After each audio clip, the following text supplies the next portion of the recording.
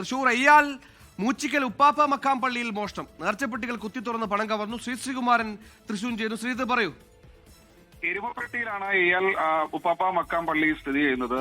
ഇന്നലെ രാത്രിയോടുകൂടിയാണ് ഈ ഒരു മോഷണം നടന്നിരിക്കുന്നതെന്നാണ് സുഹൈൽ നാട്ടുകാർ പറയുന്നത്. കാരണം റമദാൻ മാസമാണ്, സ്വാഭാവികമായി പള്ളിയിൽ ആളുകൾ ഉണ്ടാകാനുള്ള സാധ്യതയുണ്ട്. രാത്രി പള്ളിയിൽ ഖത്തീബ് ഉസ്താദ് ആ പള്ളിയിൽ തന്നെ ഉണ്ടായിരുന്നെന്നാണ് മനസ്സിലാക്കുന്നത്. എന്തായാലും ഇതിന് പുറത്തെ നേർച്ചപ്പെട്ടി പൂർണ്ണമായി കുത്തി തുറന്നാണ് മോഷണം പോയിരിക്കുന്നത്. കഴിഞ്ഞ ദിവസം അത് എടുത്തതുകൊണ്ട് പള്ളി നടവരവ് എടുത്തതുകൊണ്ട് സ്വാഭാവികമായി അതിൽ അത്ര പൈസ ഉണ്ടാകണമെന്നില്ല. എന്തായാലും ഒരു 5000-നും 10,000-നും ഇടയിലുള്ള പണം പോയിട്ടുണ്ടെന്ന് പറയുന്നു. പോലീസിന്റെ അന്വേഷണം വിരലടയാള വിദഗ്ധരും അടക്കം സ്ഥലത്തെത്തി പരിശോധന നടത്തിയിട്ടുണ്ട്. എന്തായാലും കള്ളനെ ഉടൻ പിടികൂടാൻ കഴിയുമെന്നാണ് പ്രതീക്ഷിക്കുന്നത്.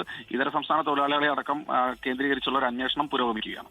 ശരി, എന്തായാലും മാന്യമായ ജോലിയെടുത്ത് ജീവിക്കാൻ തയ്യാറാകാത്ത ഒരുപാട് മനുഷ്യർ ഇപ്പോഴും പുറത്തുണ്ട്. മോഷണം പെരുകുകയാണ്. 2 മോഷണ വാർത്തകളാണ് ഇന്ന് മാത്രം വന്നത്.